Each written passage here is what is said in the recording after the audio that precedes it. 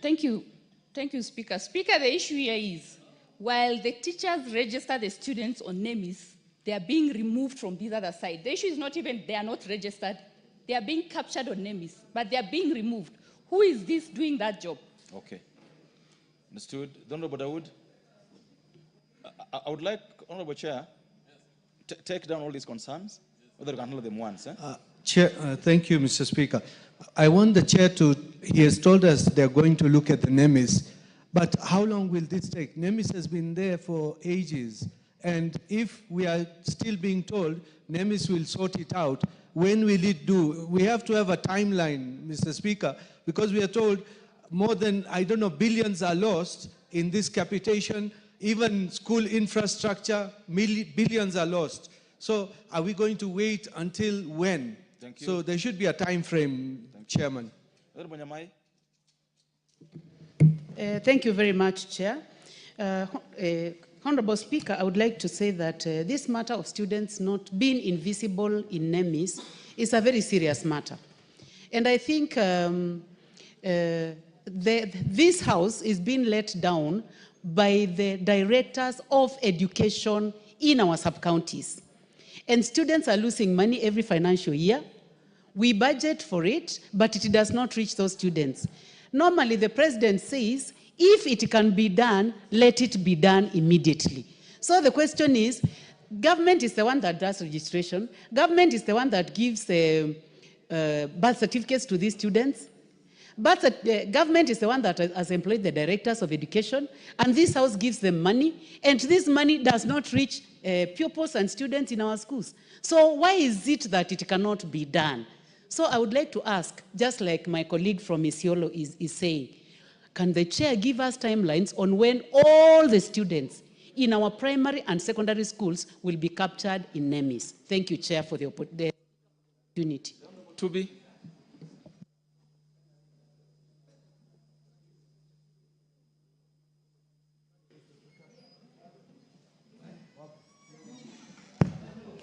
Okay, thank you, Mr. Speaker.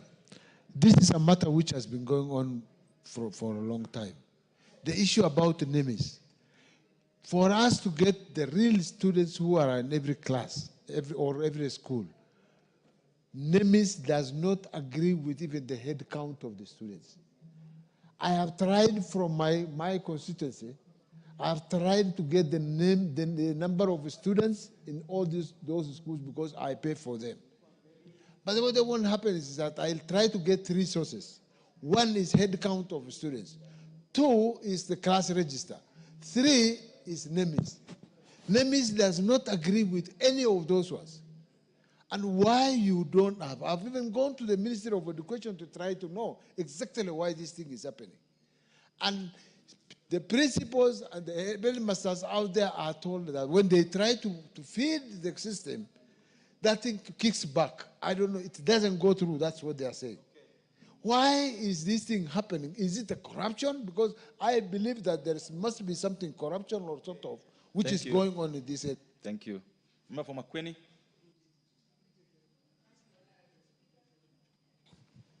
Thank you, Honorable Speaker, for giving me this opportunity. Actually, the issue that is being discussed on this floor is a very thorny issue. In my constituency, we have many schools, almost all schools have students who appear in the register, they appear in everything else in the school, but never in the NEMIS.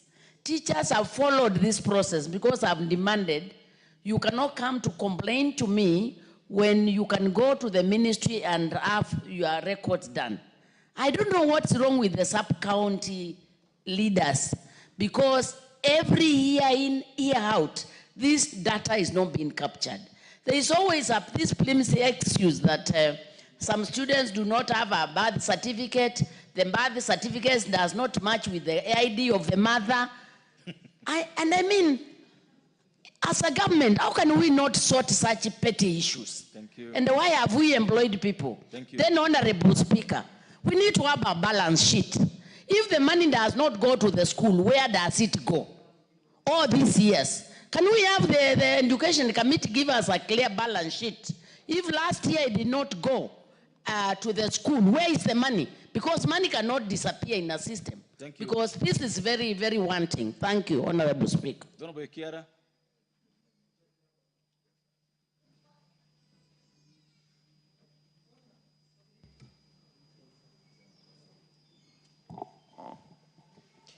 Sorry, Honorable Speaker, thank you. Honorable Speaker, I want to join my colleagues in the concern of this matter of EMIS and what is happening in this republic.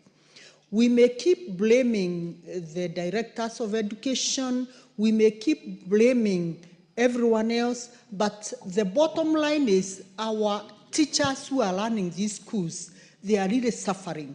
Because when the data does not capture the reality in the schools, the money that trickles down to these schools is dismally very little money. And at the end of the day, it is the students who suffer. The teachers don't know what to do. So, Honorable Speaker, I want to say, let the Education Committee be head on with the Ministry of Education so that we know what exactly happens at the ministry headquarters before we really blame on the education or at the sub-county level, because the buck stops in the office of the person who is responsible of overseeing the Ministry of Education. Thank you. We stop apportioning blame. Thank you, Honorable Speaker. And lastly, the Honorable Hilary Kosgei on this.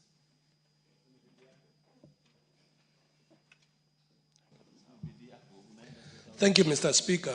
If every member had an opportunity to contribute, the story will be the same across the country. And Mr. Speaker, technology is meant to help and to solve complex issues.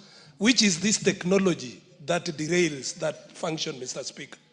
I think, Mr. Speaker, it is fair that you give a direction that within a specific period of a month, for example, the Ministry of Education goes out to clean and to capture every student in the Republic of Kenya and come with a confirmation to this House that every student schooling in the Republic of Kenya is now captured in NEMIS, so that we close this matter once and for all. The Honorable Ngurus.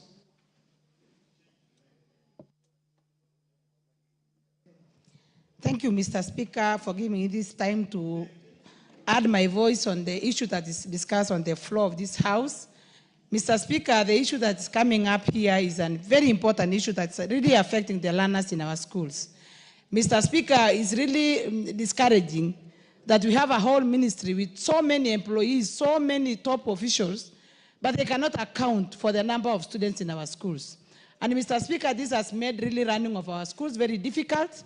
Sometimes even keeping the students in our schools is really becoming a big problem, because managing our schools without having the real number, without complying with the resources that are supposed to go down to the schools, becomes very difficult to manage our schools, Mr. Speaker.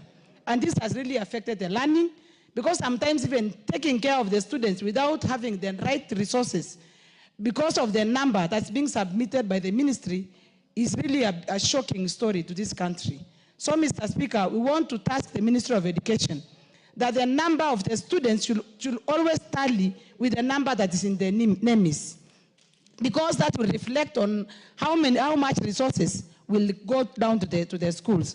Another problem, Mr. Speaker, is that if the system is really not working and it's not adding up, why don't we have a parallel manual program that the ministry can capture the number of students per school, such that at a certain point they can be able to compare the number in the NEMIS and also have a manual register which can capture all the students in a school. Because you can imagine, you can have 1,000 students in a school, but in the NEMIS you can have less than 300. So who will account for the number that's missing? So, Mr. Speaker, something needs to be done. Thank you. And the Ministry of Education should be up to the task. The Chair of Education Committee. Thank you, Honorable Speaker. Honorable Speaker, I agree with the sentiments of the members, and I want to give a brief, just short story, and I want to say my former chair education,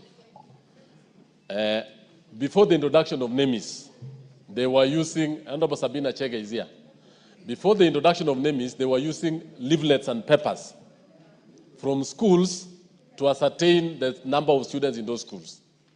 After our visit to the US, and we saw the US charter schools, that is when NEMIS was introduced. And we realized that there was a complete mismatch between the list brought by the principal to the Ministry of Education and the actual students on the ground, because they were just adding it up. But now with the introduction of NEMIS, other issues have arisen.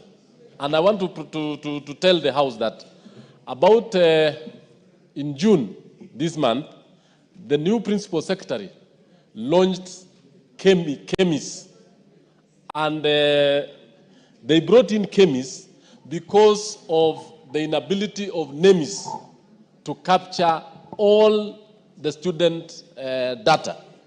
So I want to say this, Honorable Speaker, that what I've read here and what the committee has tasked the ministry to do is to ensure that chemis is functional and running before the end of September. And then two,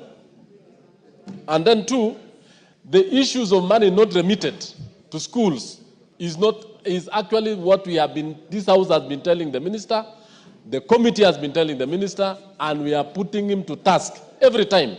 It's not only capitation, even money for sports, even money for music. We are having issues on their disbursement to schools. So, Honorable Speaker, I raise the case there. Thank you. The Honorable, no. We will not allow any further discussion on this matter. My direction is this: we will not take, because the Honorable Chair has just introduced a new confusion. Yes. That there's NEMIS, now there's chemis, we don't know. So the direction, order. The direction I'm giving on this matter is that the Cabinet Secretary for Education shall come to the House the week we resume. Most particularly, the Wednesday of the week we resume after recess, with a specific role, nothing else, to explain to the House on the system for registration of students in our schools. No other subject. So that we get to know. We don't want to hear it from a fellow member of parliament. We want to hear, is NEMIS still there or is not there? And what is chemis? So that members leave the House knowing the system that we're using to register students in our schools, so that we don't have so many questions coming out on this. And it's so ordered. Next order.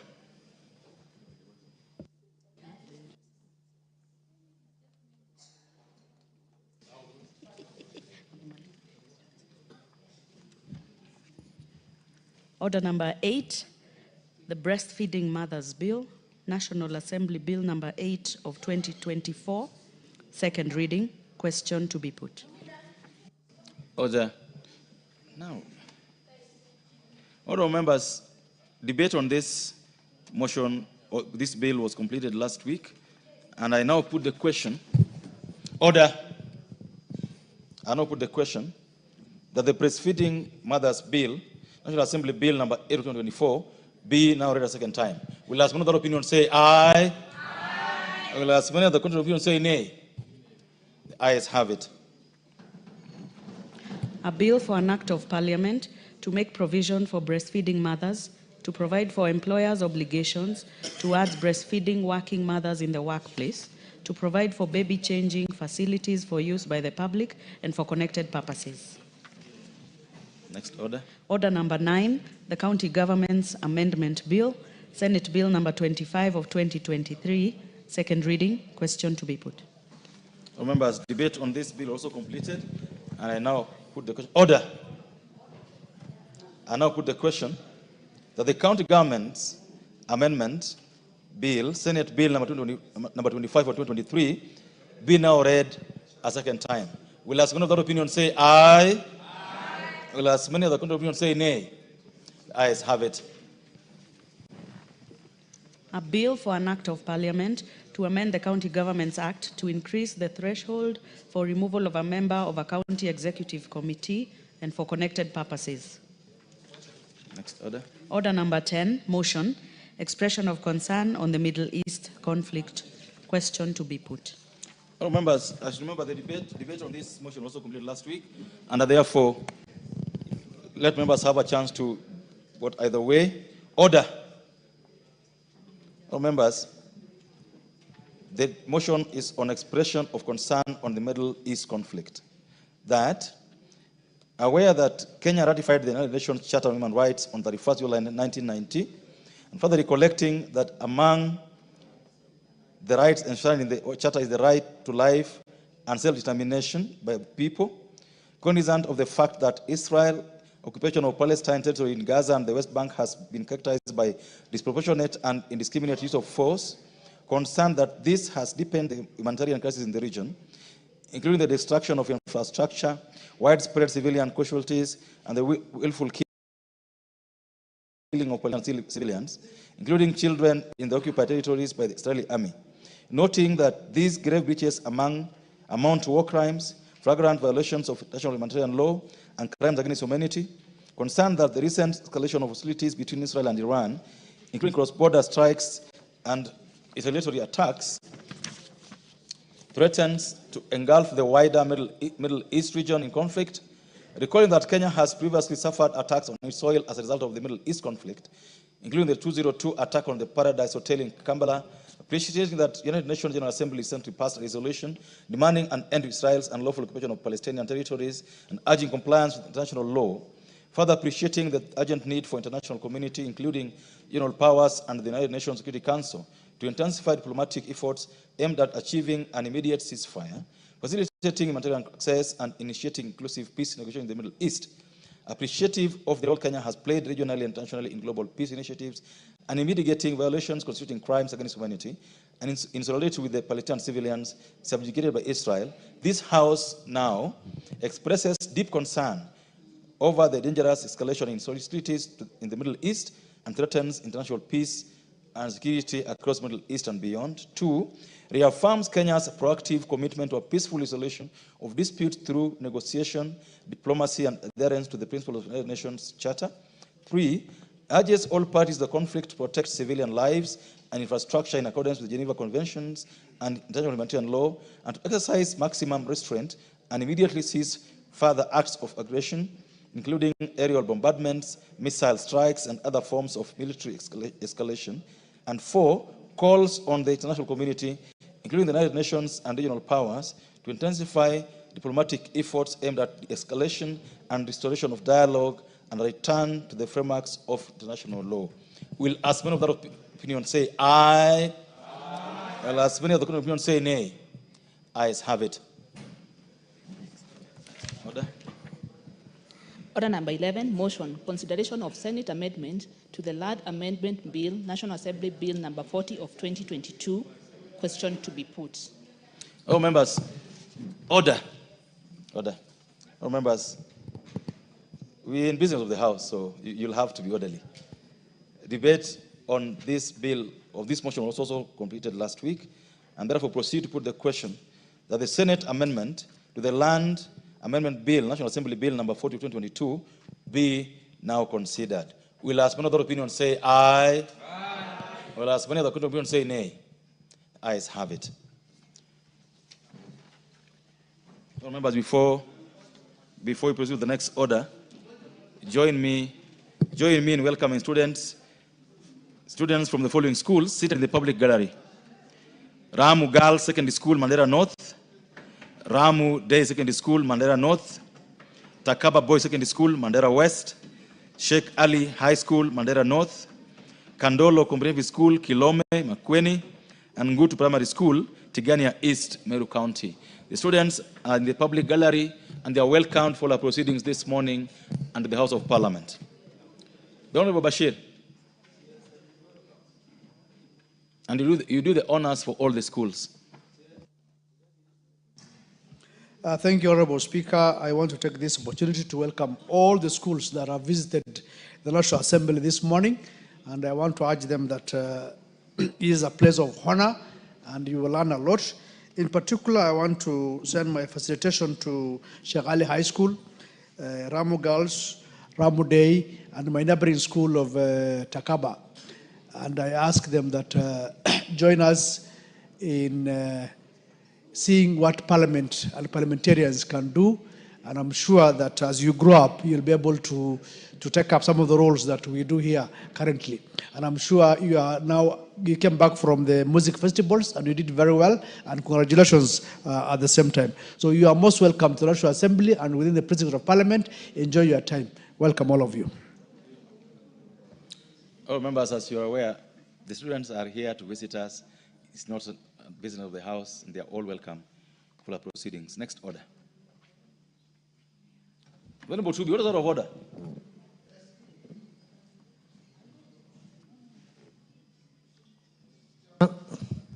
Mr. Chairman, I was here yesterday, and I raised an issue with the Speaker, Mr. Farah Malim. The issue is that 3 weeks ago, I asked for a statement from this House, from the Minister in charge of security, the Chairman. And then it was selected for the 1 week, the week following the end of recess last time. And that one is over. Now we are going into another recess. And that's a matter concerning Isiolo, on the issue of whatever is happening in Isiolo, which is known by everybody, which has happened. Chaos is happening in Isiolo. And that chaos has something to do with the impeachment of the governor. Isiolo is ungovernable. Isiolo has problems. People are being killed here, left, right, center, and nothing is happening. And we have tried to ask about that, and then that question has not been answered to date. And now, yesterday I was promised it's going to be brought today, and it's not in the order paper, both of you. Hey, Honorable Tubi, I think your concern is noted. You may be aware that the relevant committee is this morning conducting a vetting exercise on nominees for National Police Service Commission, but they'll be in the House in the afternoon. And as I'd said earlier in the morning, that even the CS for Interior will be here in the afternoon. So just be in the House and raise these matters at the right time in the afternoon today. That is, there's nothing to respond to, Honorable Tubi. I've just communicated that the committee, the relevant committee, is, as we speak, conducting a vetting exercise on the nominees to the National Police Service Commission. That's why the chair is not in the House. We know that he'll be in the House in the afternoon. We also know that the CS for Interior will be in the chamber in the afternoon. So my advice to you is that be in the House in the afternoon to raise these issues with both of them.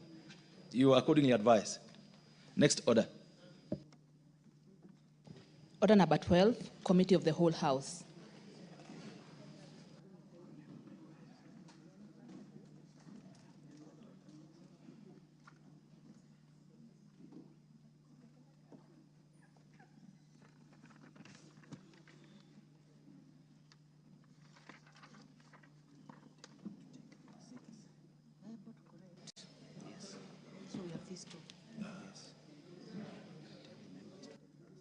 Honorable members, please, those who wish to participate in the Committee of the Whole House, please take your seats.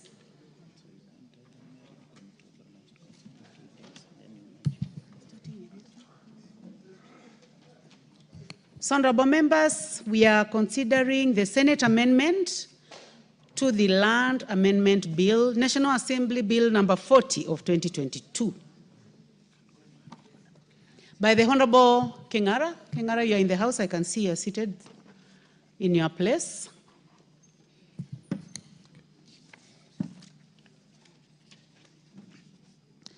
Senate amendment to clause 3. I propose the question that Senate amendment to clause 3 be now approved.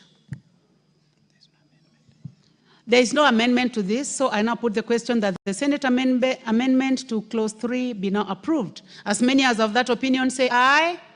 As many as of a contrary opinion say nay. The ayes have it. That is all. We have come to the end. I would like now to call upon the mover.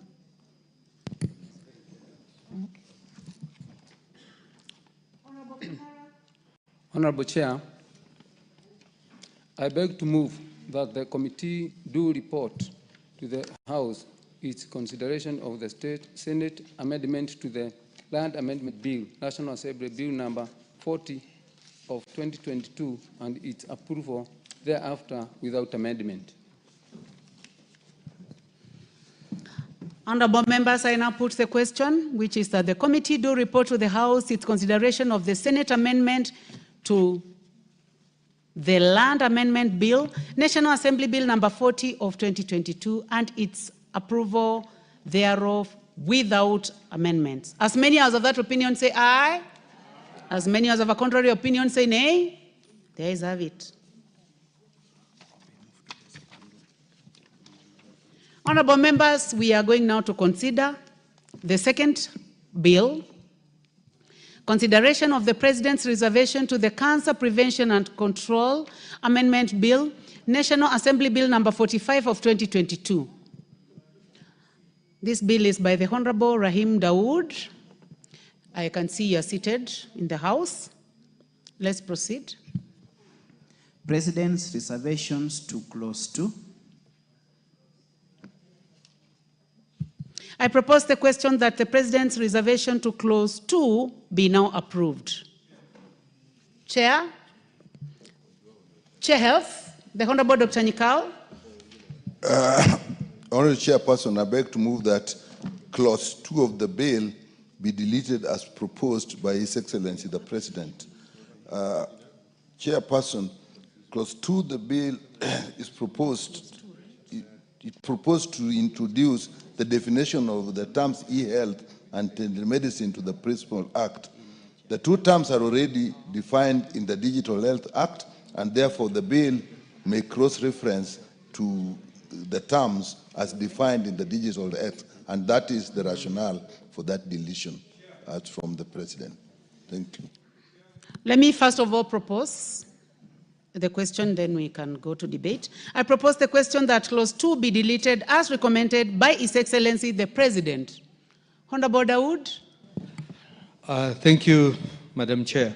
Madam Chair, this bill of mine is of 2022, and what the President is talking about, the Digital Health Act, is for 2024 or 2025, and we passed this bill on 15th of April 2024. So I do not see the rationale of deleting my clauses.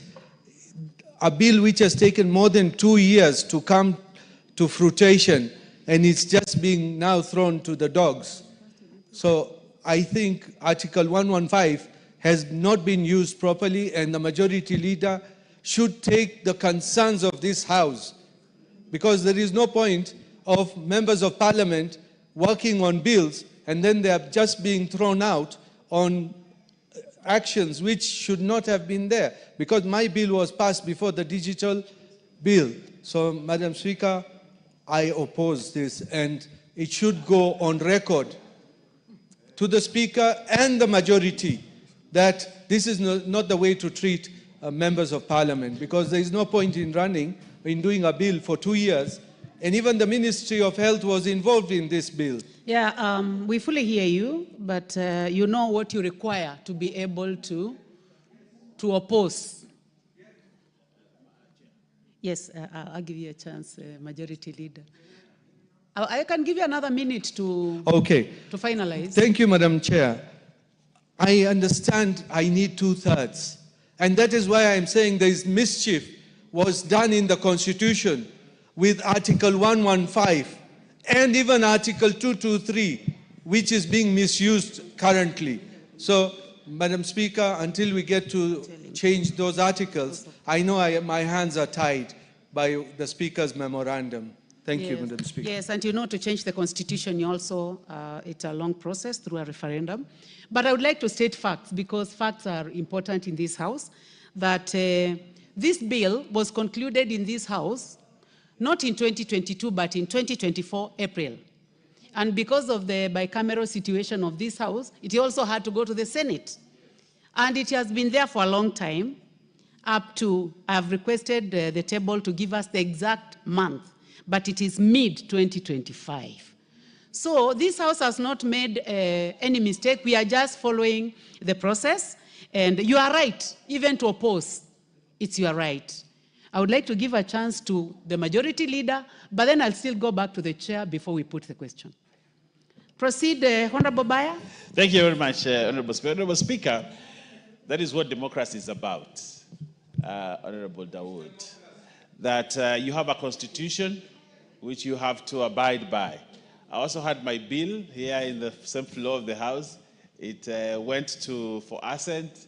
It got a presidential memorandum of reservation, and it came back here. And somehow, because we can't really marshal, otherwise, because of democracy, we should be able to marshal 2/3 and torpedo that the presidential memorandum. But because we cannot, and I want to fully agree with Honorable Dawood, this House is the House that makes laws legislatively. We have the power to do that. But somehow, this Constitution mutilated the power of this House by introducing 115 as a safeguard. But then now we are having the executive make law. Actually, that's what we are having here, that the executive now is making law, which is not their preserve, Honorable Speaker. And if the executive has issues with the law that we are passing, they should bring it through the ministries before we even pass. But to allow Parliament to go through the whole hog, to pass the law, then actually, what I have learned is the ministers go to the president and tell him, please don't sign because of this and that. And then a memorandum is brought to the House. But this is input from actually the executive. Honorable Speaker, I want to say this. I've been in this House now this is my second term. In the previous term, I think we had only 1 or 2 presidential memorandum. Meaning, therefore, the cabinet members and ministers were working very well with Parliament to ensure we pass the right law. But now, what we are having now in the executive is lazy members who do not make input until they realize a law has been passed, then they run and block assent. Honorable Speaker, this is bad manners. And I want to tell the executive, please participate fully when the law is here. The law allows us to do public participation, to consult with ministries. They should come on board during that time so that at that moment we do not get an opportunity where the president sends a memorandum. Right now, I think we have the memorandum that was for my bill. There's a memorandum that is for your bill. There's a memorandum for the member for Lamu East. And I think there's also another one. We are having a lot of memorandums coming in. This shows there's a problem. And I want to ask the Honorable Musalia Mudavadi's office, the Chief Cabinet Secretary, who have the parliamentary office, to ensure they do their job, to avoid this situation, Honorable Speaker, where a law goes to State House for assent and it is brought back. I think we are working backwards, and I think that should not happen. But Honorable Dawood, you have to bite the bullet on this one. We can pass this one. 6 months after, you can bring a same amendment and use the same whip to change the law. I'll urge you to do that. Otherwise, because you can't marshal the 2/3, Honorable Dawood, we have to pass the law. I think you have done your part. I think you're trying to make justification that you've also gone through the same process. But who do you want to inform, Honorable Dawood? Ourselves. No, before you inform the chair, I'll give you a chance to inform him, but I would like to give a chance to the chair on the deletion. Chair, what has been stated is what the law is. We have said here many, many times that the Constitution has given the executive the opportunity to make law, even if we call it through the back door. But unfortunately, that's what it is. But there's another issue that we look at, is the processes, how we handle our process. And in this case, is that the time it took, the Digital Health Act came behind this, moved on, and was signed. So by the time this bill is getting, the vellum is getting before the president, the Digital Act is already a law. Therefore, reference can be made to it. If it had gone before the Digital Health Act, in my view, Health Act, with the information that what you are referencing to is already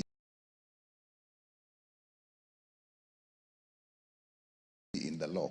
So I think our processes, we must also be careful what they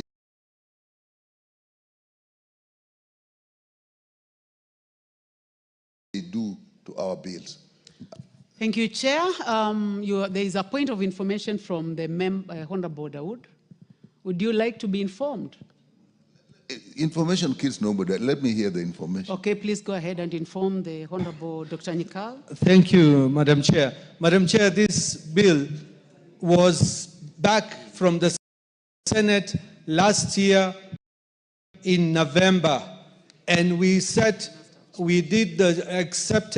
the Health Committee accepted the changes early, I think, in February. So it came back from the Senate last year, not this year, May, as you have been told by the clerk. So that is the information I want to pass. Anyway, thank you very much. But for the record, we have consulted, and this is the order of events. This bill was passed by the National Assembly on the 24th of March. On 27th of March 2024, it was passed by the National Assembly on that day, passed by the Senate and returned on the 16th of November 2024.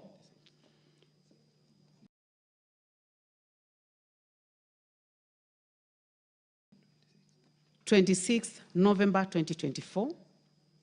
Senate amendments also passed on 15th of April 2025, and now we have received the reservations from the President on the 1st of July 2025.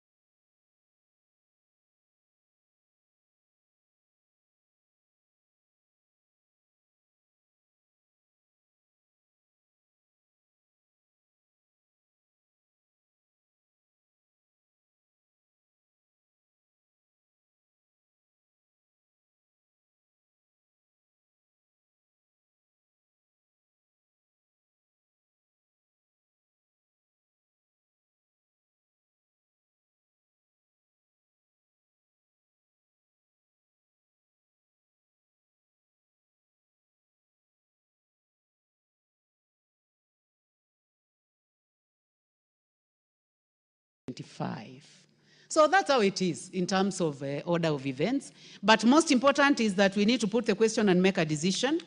So, honorable members,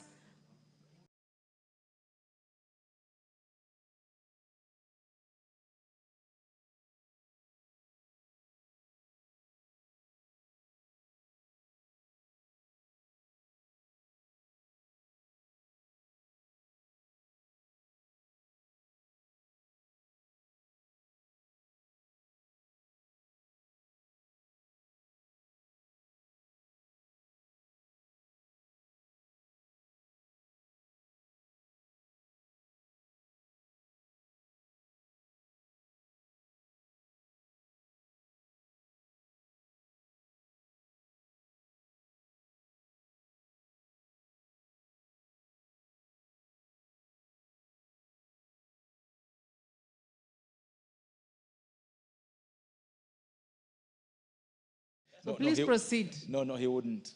This one came to Parliament after Aaron came, so he wouldn't intimidate me. So it has to be clear on that, and I agree with the Honorable Bayer that we should use this tool sparingly. The tool that is the presidential reservation should be used extremely sparingly, and above all, it should not be used to stifle a law that has been passed by Parliament. Honorable Chair, I always mourn. It's a bill I brought to this House 3 times. It was passed. In those 3 times, went to the President, and I was told about the President's reservations and he will resign 1 year later. And that's why I believe that even us as Parliament, we should try to get a way of disciplining this. Otherwise, the body that makes law is Parliament, not the Presidency. And we should try to ensure that the issues that come with the president are, in my opinion, extreme circumstances, exceptional circumstances, unforeseen circumstances, not any matter willy-nilly. I support, Madam Chair.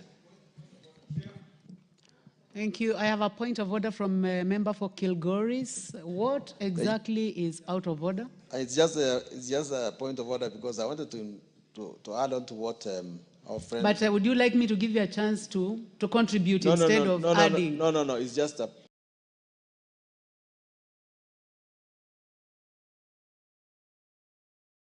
It's just a point of order. That actually to emphasize the fact that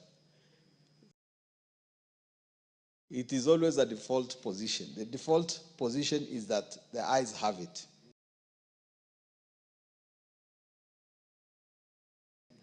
If the speaker is not clear, or if the speaker knows that the eventual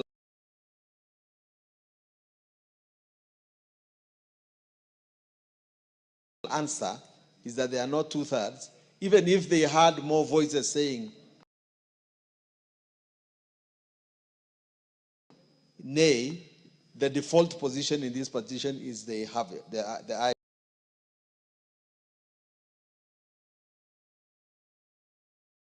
ayes have it. And right. It's as sympathetic as this problem might be,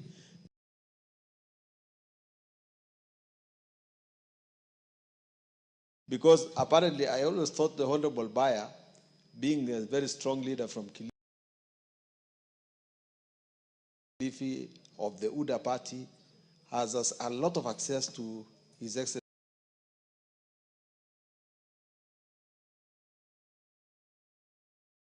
the President. This position, the leader of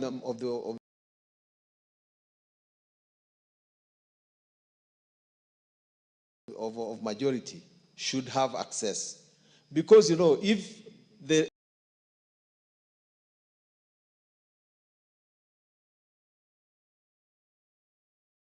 the voice of the advisors becomes stronger than that of the leader of the majority,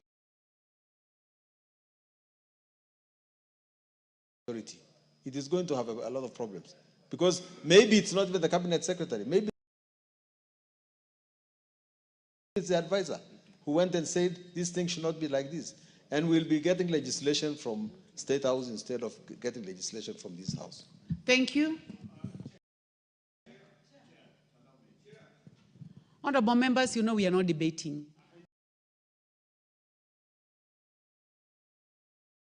We are in the committee of the whole House. You can only say something if I give you a chance. And I'd given you a chance to say something before.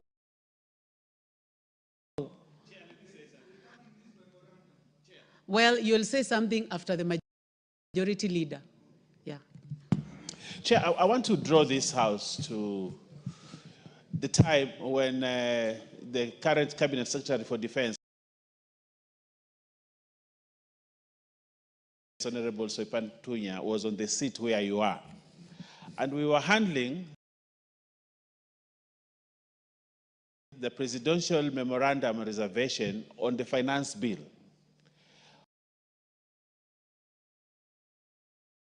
On, I think it was on charging a tax on SMS, and 3 items that the president had brought in as a reservation. And I remember I was a very faithful member of ODM. And when this matter came up, we actually marshaled the numbers, if you remember, Simba.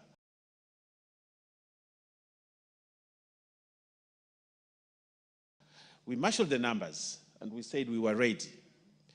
And because we did not want those reservations, and we had said, for the first time, we want to torpedo a presidential memorandum. What happened is that we lacked the numbers, I think, by 5 people. 5 people.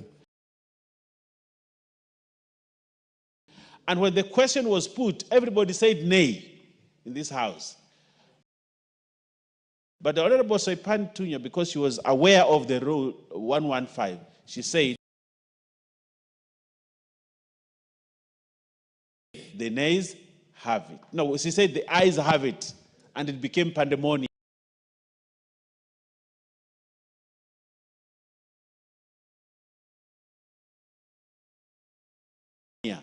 And the media and everybody else highlighted it and said that Soipan had made a mistake.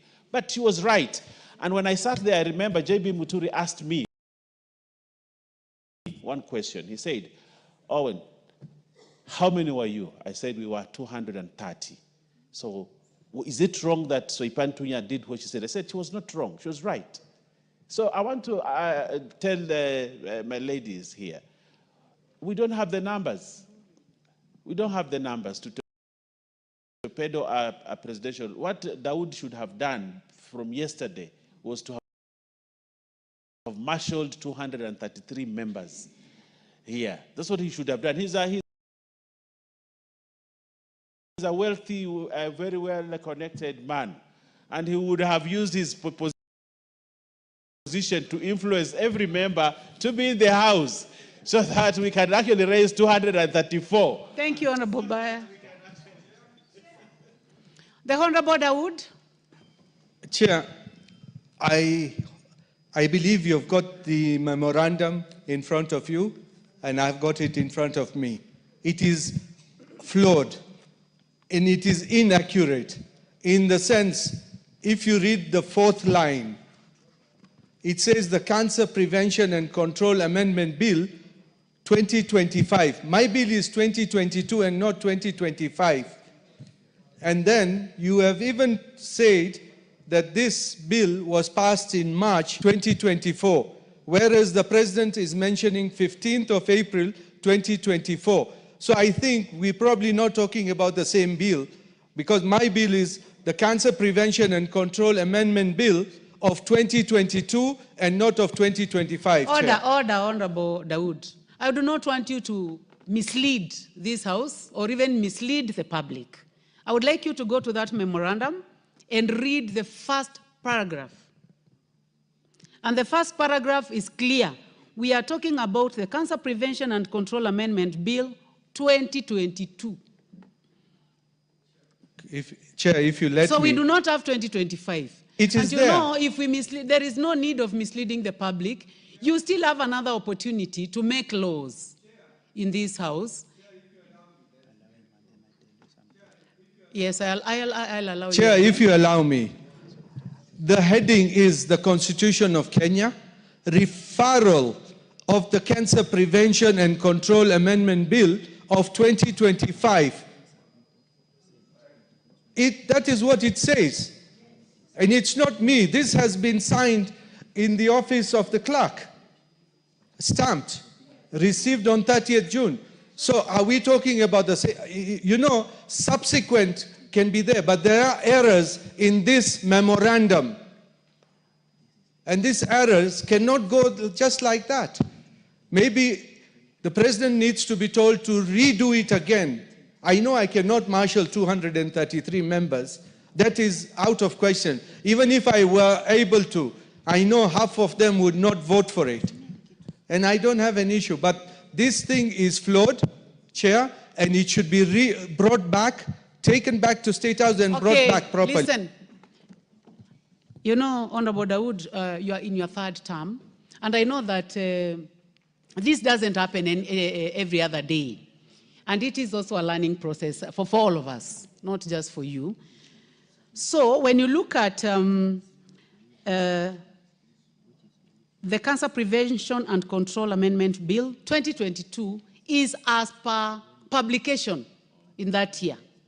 But now when you go up, if this was going to become an act, it will be 2025.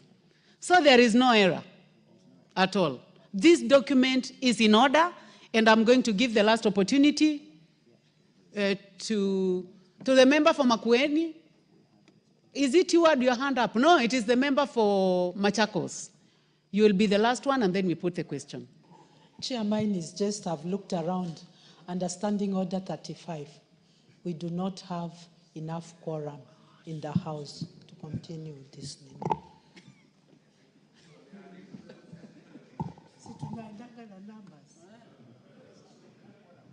We don't have quorum.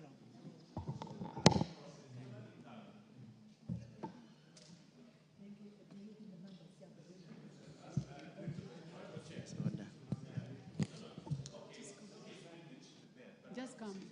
I don't want you to leave because when she has already said that, the laws, you can approach.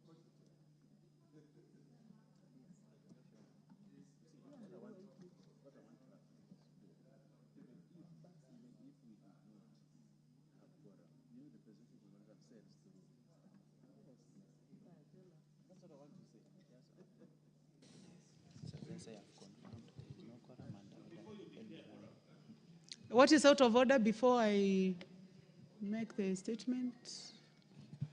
Honorable Speaker, it's okay, it's within the rights of the member to say that. But also, so that because this is a learning process and we learn as we proceed, you need a presidential memorandum and Article 115. And I want members to read the Constitution. Whether we debate here and agree and do not agree, it takes precedence. Order, Honorable. Order, Honorable Wenbaya. Now, I order that the bell be rung for 10 minutes. Unfortunately, the member for Taita Taveta, you cannot work out, so please come back. So let the bell be rung for 10 minutes.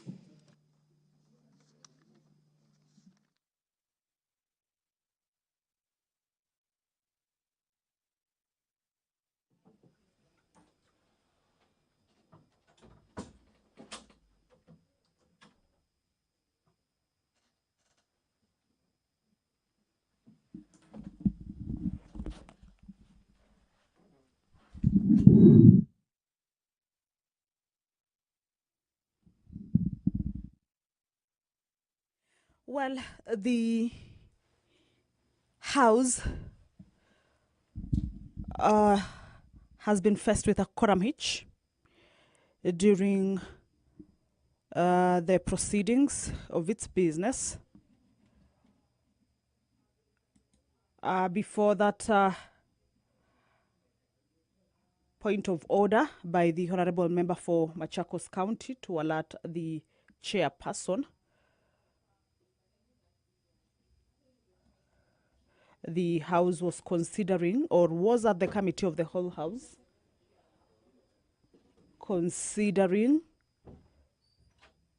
the President's reservations to the Cancer Prevention and Control Amendment Bill, a bill originating from the National Assembly and sponsored by the Honorable Rahim Dawood, and some of the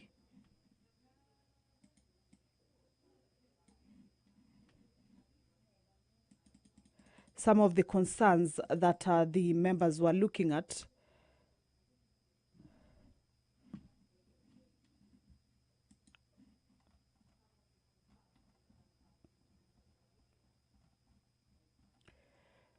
include clause 2, clause 3, as well as clause 4. However, the business has been cut short owing to the quorum hitch, and as you can see, very few members are inside the House. The decision of this particular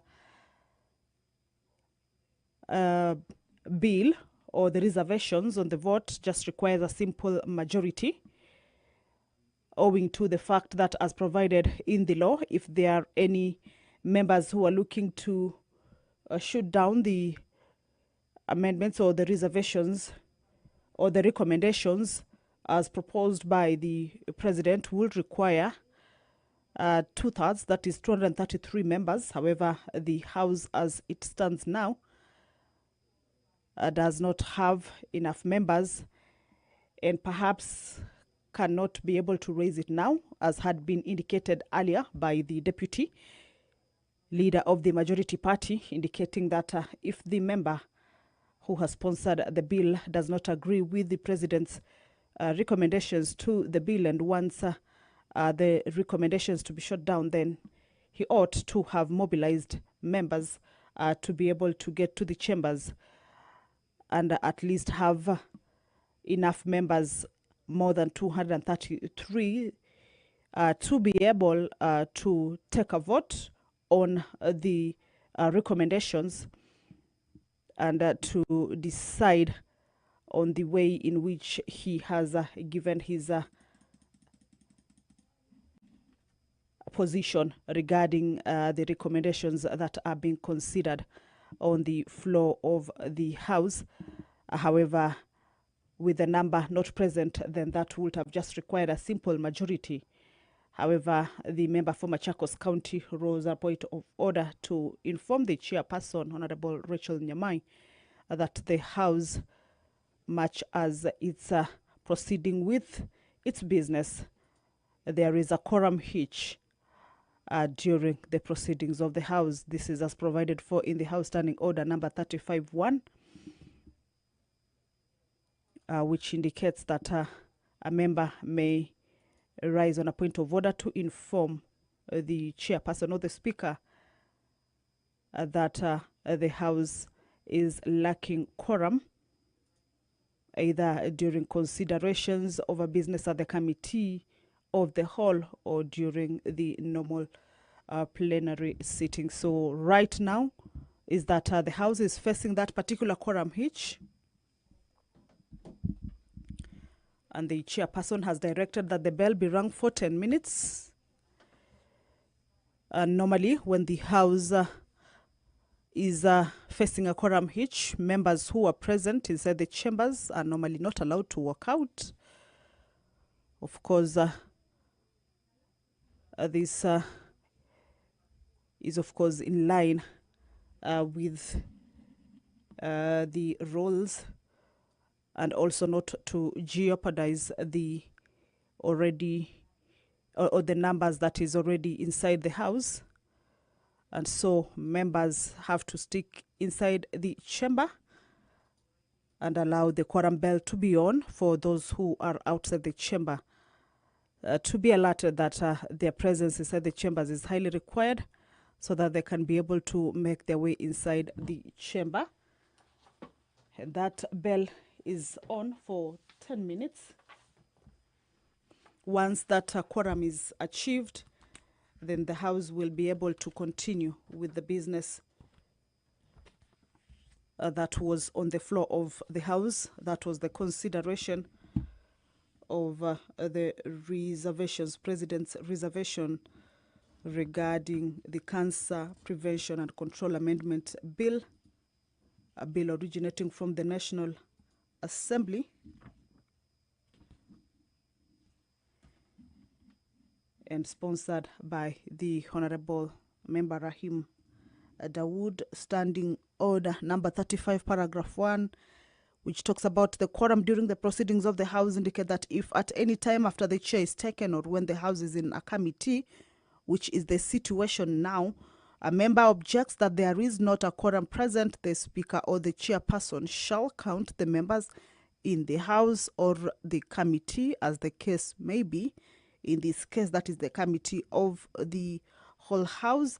Paragraph 2, if on the count under paragraph 1 a quorum does not appear to be present, the Speaker or the chairperson shall cause the division bell to be rung as on a division, and if no quorum is present at the expiration of the 10 minutes, subparagraph A indicates that if the Speaker is in the chair, the Speaker shall adjourn the House until the next sitting, and if the House is in a committee, the chairperson shall leave the chair and report the fact to the Speaker, who shall adjourn the House until the next sitting without a question put. Paragraph 3 indicates that whenever the Speaker or the chairperson, as the case may be, is engaged in counting the House or the committee respectively, the doors shall remain unlocked, but no member shall be allowed to leave the chamber, except a party whip, who may be permitted to leave the chamber to seek the members required to raise the quorum. That is what I had indicated earlier, that at such a case, when the House is looking for quorum, then no member is allowed to walk out of the chamber except for the whips of both sides, that is the majority side or the minority side, are allowed to walk out of the chamber. And this is, of course, to whip members who may be within the precincts of parliament and not inside the chamber to make their way inside the chamber and enable the House raise that much needed quorum for the business that has been stopped to be able to continue, stopped owing to that particular quorum hitch to be able to continue. But also the same standing order indicates that if the House is in committee, the chairperson shall leave the chair. That is, if the quorum is not raised at the lapse of the 10-minute quorum bell. If the House is in committee, the chairperson shall leave the chair and report the fact to the Speaker, who shall adjourn the House until the next sitting without a question put. So we are waiting to see how the situation will be, if the House will be able to raise that quorum or if it will fail. I order that the bell be stopped. Honorable members, we are unable to attain quorum.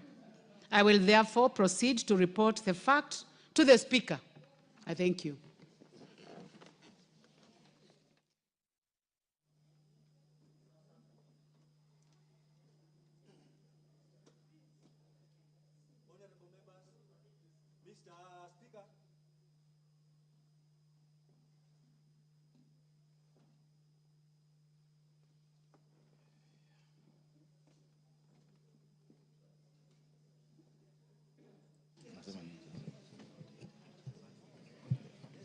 Chairperson, proceed. Thank you very much, Honorable Speaker. Thank you, Honorable Speaker. I beg to report that while in the Committee of the Whole House, the Honorable Member for Machakos County, Honorable Joyce Kamene, rising under Standing Order 35, objected that the House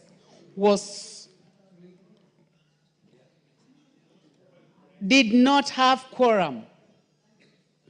Having rung the bell for 10 minutes, quorum was not attained. Honorable Speaker, I beg to report. Honourable members, as you are aware, that when that happens, then we will have to adjourn. And therefore, honourable members, time, please be all you upstanding. Members be upstanding. Order. And the time now being 17 minutes to 12, this House stands adjourned until today, Wednesday, the 13th of August, 2025, at 2:30 p.m.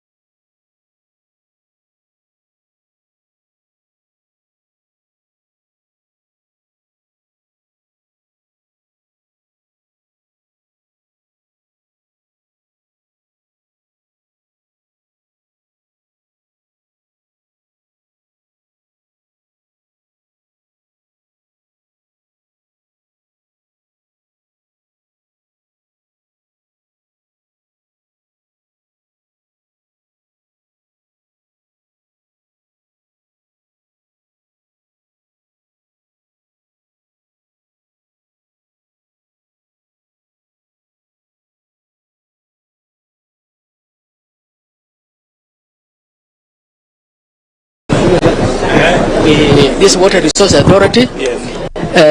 We have these are the equipment that we use now for water, groundwater monitoring. It's a very modern equipment.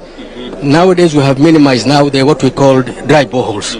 For example, this one is called magnetic. It can go up to 600 meters. Down? Down, yes. Okay, to know where there is. Yes, you can see now this gap here. This is the area where the water is. Oh. These are rocks. Okay. The blue is here. So you know where to drill? Yes. Okay. Yeah, we have minimized. So we stop the guesswork? Yes, we have also seismic method where we can send a signal to the ground. This one, yes. It can go up to 2,000, 3,000 kilometers. You sort out that small problem with the tariff? Yes, the regulation is ready. We are implementing, yeah. Yes. Very good. Yeah, thank you, sir. Sir. Thank you. Thank you.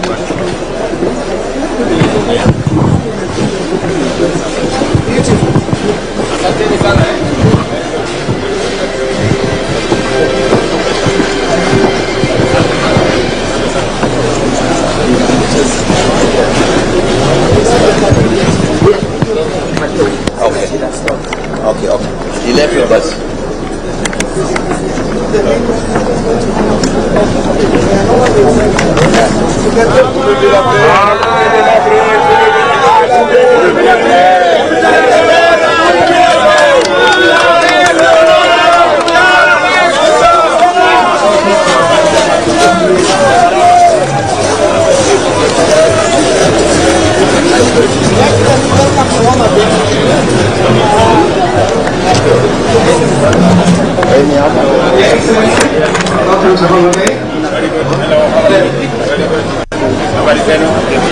Your Excellency, you have seen a lot of exhibitions on the other side with the community health workers telling you, chef telling you. I think here is the story of what has been done. Today we are celebrating 96 days of serious challenges.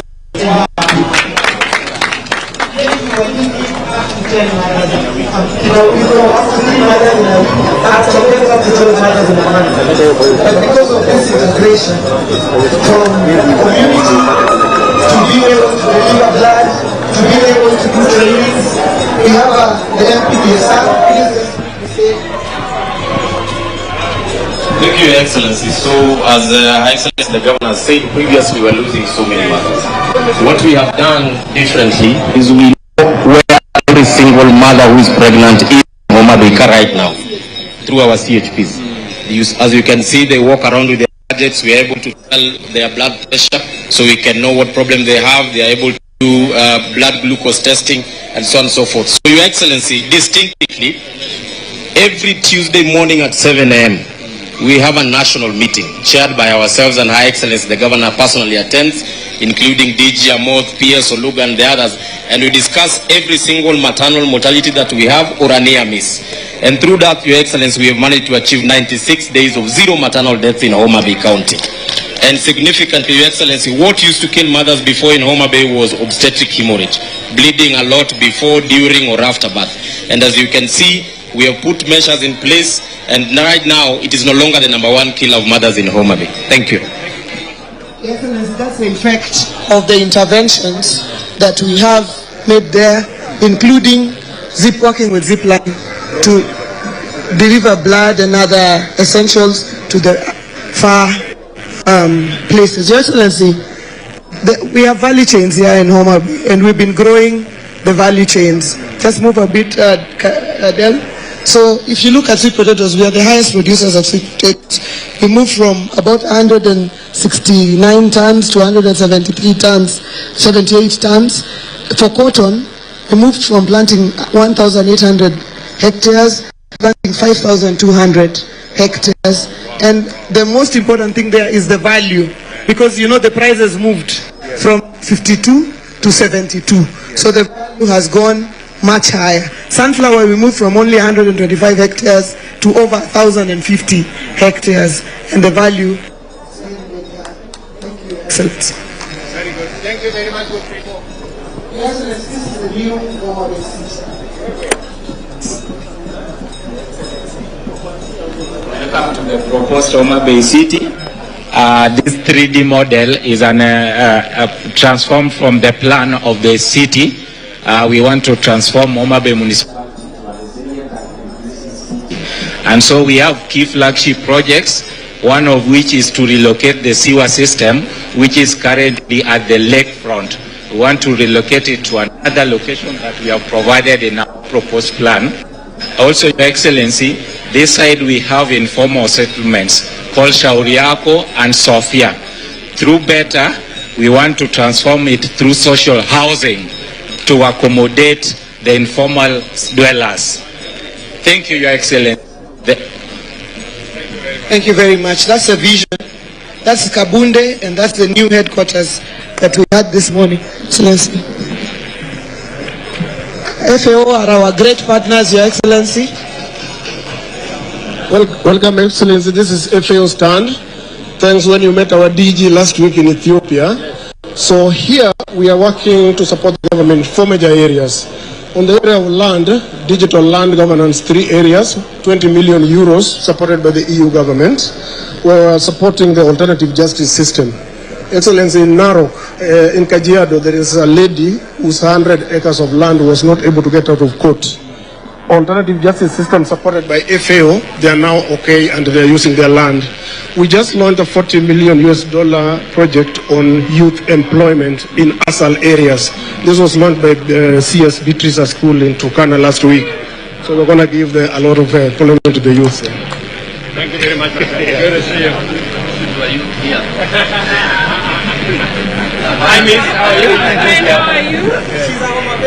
Yes. So, you know, you brought me up in the farm. Every Easter, every Christmas, we used to go to Ushago. And this is the work that has come from it. We are working with traditional beekeepers so that we can move from here until here. We're also working with young people in agriculture, and we've planted 754,000 trees as young people so far to contribute to the 15 billion tree campaign. Thank you for your mentorship.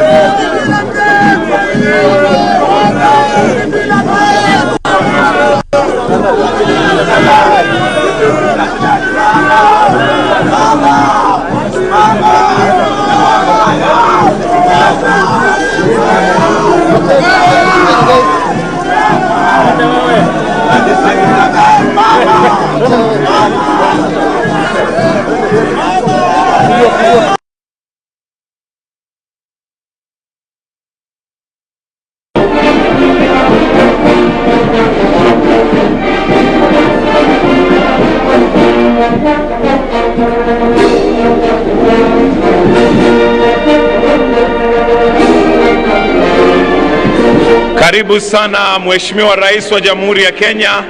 Tumkaribishe kwa makofi. Welcome Your Excellency. Karibu sana Mheshimiwa Rais to Devolution Conference 2025 held in the Great Homa Bay County. Karibu sana Mheshimiwa Rais.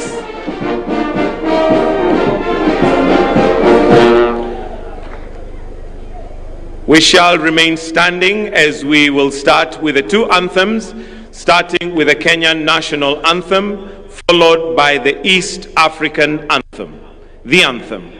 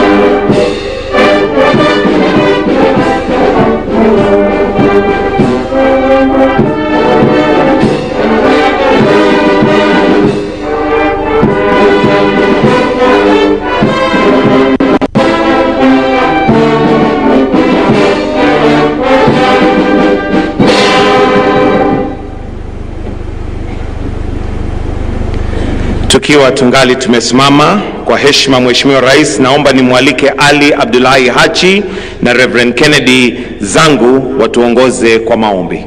Karibu. Bismillahirrahmanirrahim. Naanza kwa jina la Mwenyezi Mungu mwingi wa rehema na mwenye kurehemu. Ya Rabbi, tunakushukuru kwa kutufanyia ufanisi wa hafla muhimu ya maendeleo